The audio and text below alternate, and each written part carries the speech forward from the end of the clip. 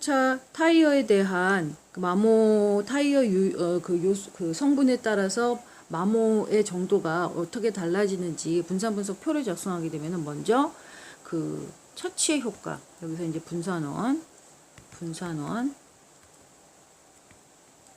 먼저 처치의 효과를 계산하게 되면은 194.5가 나오고, 그 다음에 이제 그 바퀴의 위치, 앞쪽 뭐 오른쪽 그렇게 했을 때 앞에서 계산했을 때 바로 B의 효과가 되겠죠. 걔는 9.25가 나오고, 그 다음에 차량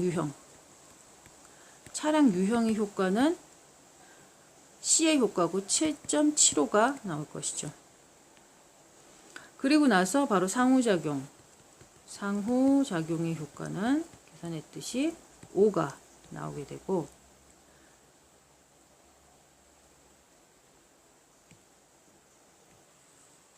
그리고 나서 마지막으로 나오게 되는 총 그 잔차 셀 내의 효과가 되겠죠. 셀의 효과는 총 효과로부터 빼주면 되는데, 총 효과라는 거는 각각의 셀의 모두 다 평균으로부터 얼마나 떨어질지, 즉 총 변동을 구하면 되죠. 그러니까 아까 그 각각의 셀 내에 들어있는 각 개별 값들로부터 평균 점수를 빼서 제곱을 한 후에 총 더하게 되면은 235.5가 나오죠. 그러면 셀 효과는 19가 되고, 자유도는 아까 말했듯이 P-1이니까 4에서 1을 빼니까 3 다 똑같죠. 여기 3. 여기는 P-1 곱하기 P-2니까 6 될 것이고, 여기는 P 곱하기 P에서 N-1이니까 16이 나오고, 여기는 총이니까 31이 되겠죠. 그래서 이제 제곱 평균을 구하게 되면 64.833, 3.083, 2.583, 0.833, 1.188이 나오고, 분산 분석에 의한 F 값은 54.57, 2.60, 2.17, 0.70이 나오죠. 지금 우리가 중요하게 생각했던 바로 이거죠. 우리가 원했던 바로 타이어의 성분에 바로 효과가 있는가, 타이어 성분에 따라서 마모 정든 정도는 차이가 있는가. 54.57이고 얘를 뭐 검정을 해보게 되면은 지금 검정을 지금 정확하게 하지 않아도 54.57 정도 같은 경우에는 0.01 수준에서 유의하다는 것은 뭐 분명한 게 보이는 값이니까 효과가 있다라고 볼 수 있습니다. 우리가 라틴 반격 설계에 대한 문제를 한번 풀어보겠는데, 먼저 타이어의 성분에 따라서 마모되는 정도가 어떻게 차이가 나는지에 대한 설계를 해본다면은 C라는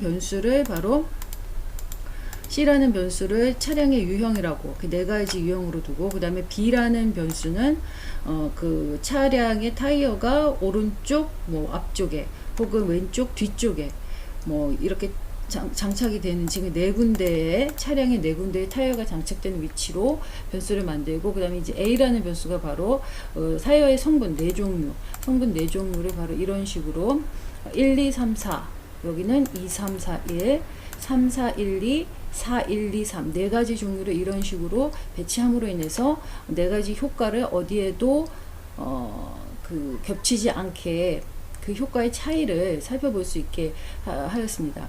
이랬을 때 이제 여기서 측정된 이 값은 바로 타이어의 마모 정도겠죠.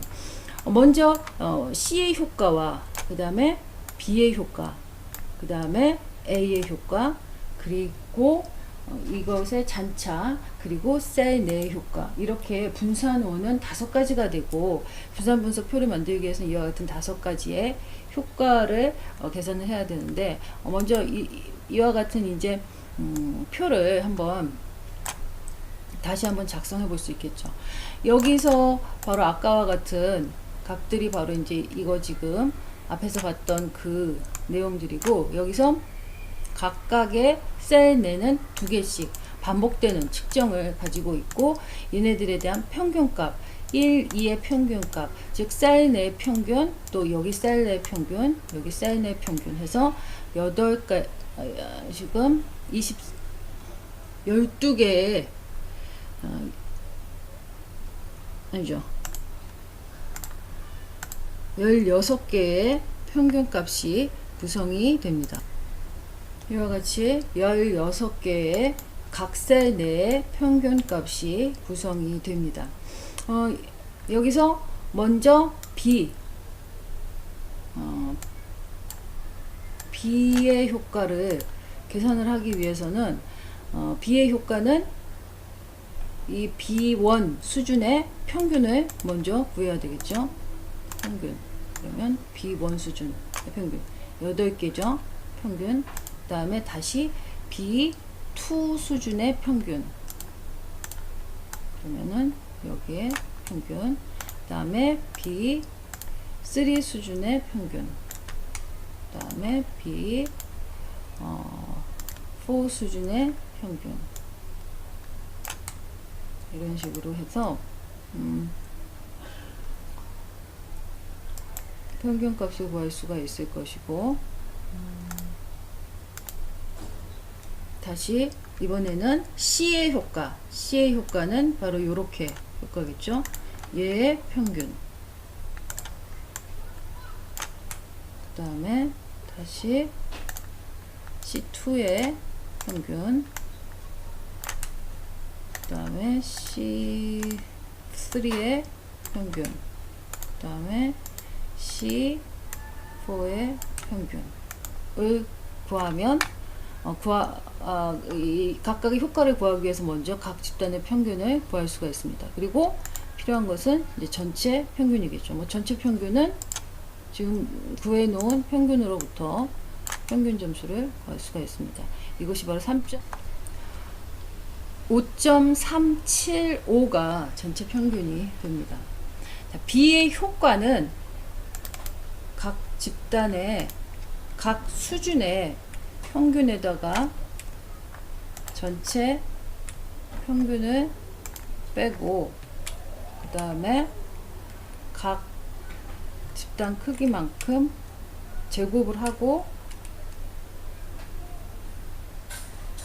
각 집단 크기만큼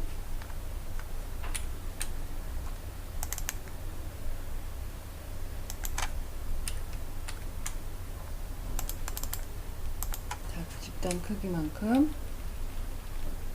곱해주면 되죠. 또 같은 방식으로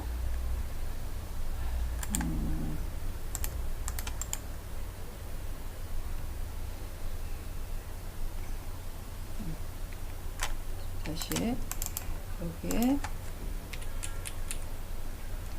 5.375 한 다음에 얘를 복사해서 여기에 선택하여 붙이기 그러면 바로 이와 같이 그렇게 되면 이제 여기에 효과는 5.75에서부터 평균을 빼고 이거 2가 아니고 8인데 그죠? 8. 그 다음에 여기도 8. 여기도 8. 이 한 수준에 있는 전체의 개수가 8개이기 때문에 수준 안에 들어가는 총 명수가 8명이기 때문에 8. 그리고 이제 B의 효과는 얘네들의 합이 되겠죠.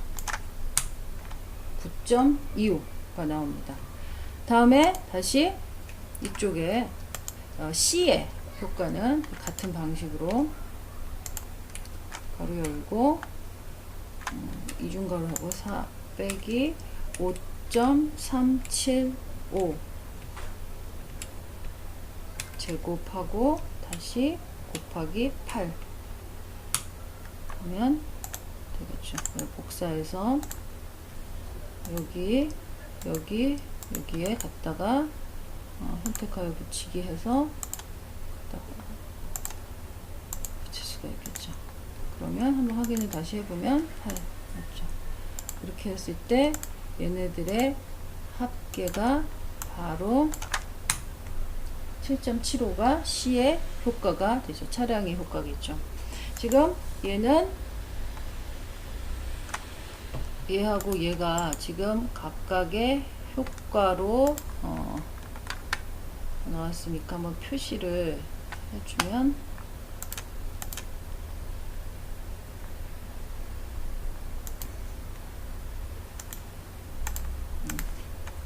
얘가 B의 효과, C의 효과. 그렇다면 A의 효과는 어떻게 구하는가? A의 효과는 여기서 무작위로 배치되었던 A1은 지금 여기에 있고 B 수준하고 C 수준에서 여기에 있을 것이고 또 B 수준과 C2 수준, B2 수준에서는 여기에 있을 것이고 B3 수준에서는 여기에 있고 그 다음에 B4 수준에서는 여기에 있다는 얘기죠.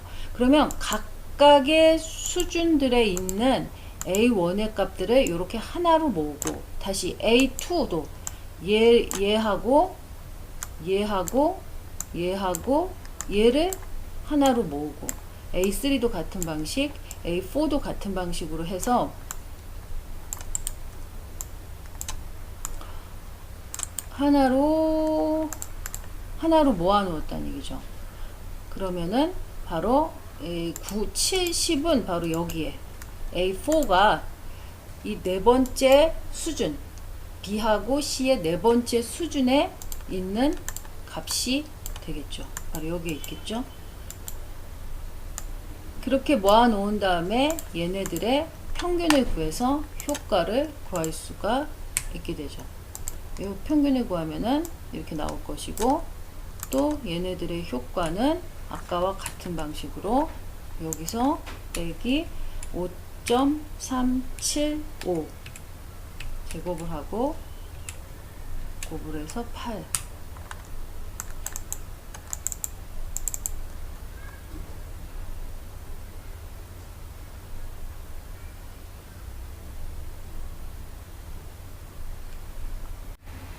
그렇게 해서 55.125가 이제 A1의 효과가 되고 이런 식으로 해서 A2, 3, 4까지 효과를 구하고 각각의 효과를 모두 다 합하게 되면 바로 A의 효과가 될 것이고 그러면 지금 우리는 A 효과, B 효과, C 효과를 다 구할 수가 있게 된 거죠.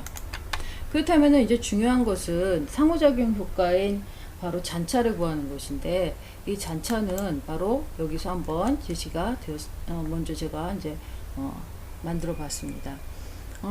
우선 각셀의 평균 점수를 이용해서 구하는데 이거는 이원 분산 분석, 반복에 있는 이원 분산 분석과는 약간 좀 다르게 기본적인 방식은 똑같죠. 각셀의 평균에서 각 수준 B1 수준의 평균 점수가 이거겠죠. 평균 점수를 빼주고 그 다음 다시 또 A1 수준의 평균 점수를 빼준 다음에 전체 평균 점수를 더하고 제곱을 한 후에 총 각셀의 총수로 여기선 2겠죠. 곱해주면 바로 A의 이 A1과 B1의 효과, 요 셀 내의 효과를 구할 수가 있고, 요런 식으로 16개를 해서 더해주게 되면은, 이제 상호작용 효과인 잔차의 효과를 구할 수가 있는데, 원래 기본적으로 이원 분산 분석, 반복이 있는 이원 분산 분석에서는 그렇게 하지만은, 라틴 반격에서의 상호작용 효과를 구하기 위해서는, 우선 얘는,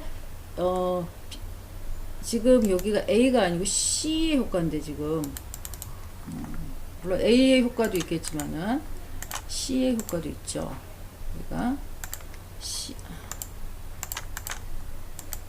C1회, 여기가 C2, C3, C4 이렇게 되겠죠. C4의 효과, C의 효과, B의 효과, A의 효과, 3개의 효과가 있다는 거죠.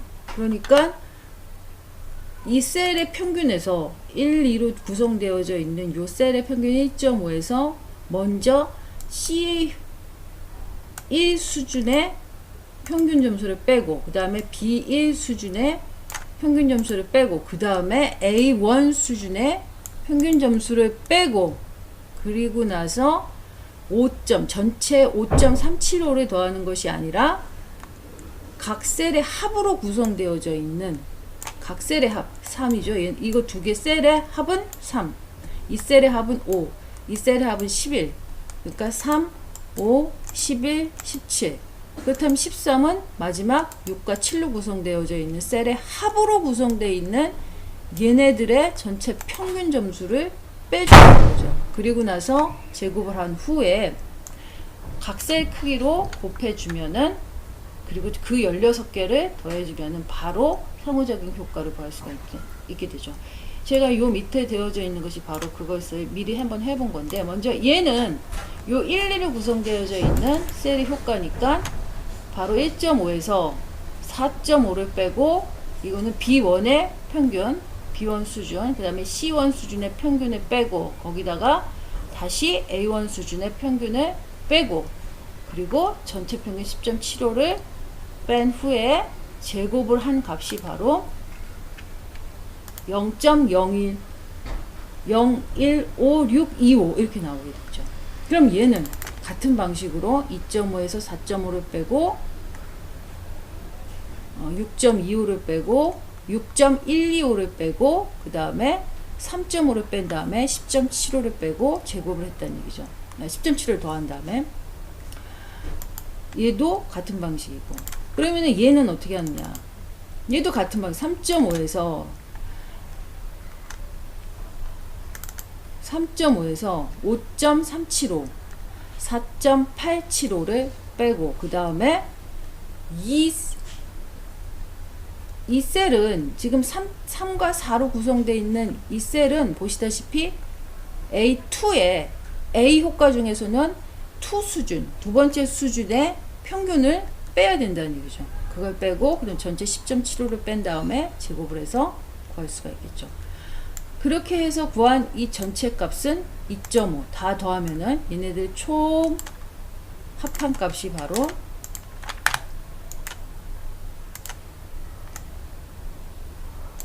2.5가 되고, 근데 지금 보시다시피 저는 각각의 셀에 평균 점수로 다 빼고 더한 다음에 제곱을 한 값까지만 했지, 얘네들을 원래는 2를 곱했어야 되는데 지금 곱하지 않았기 때문에 최종적으로 2.5는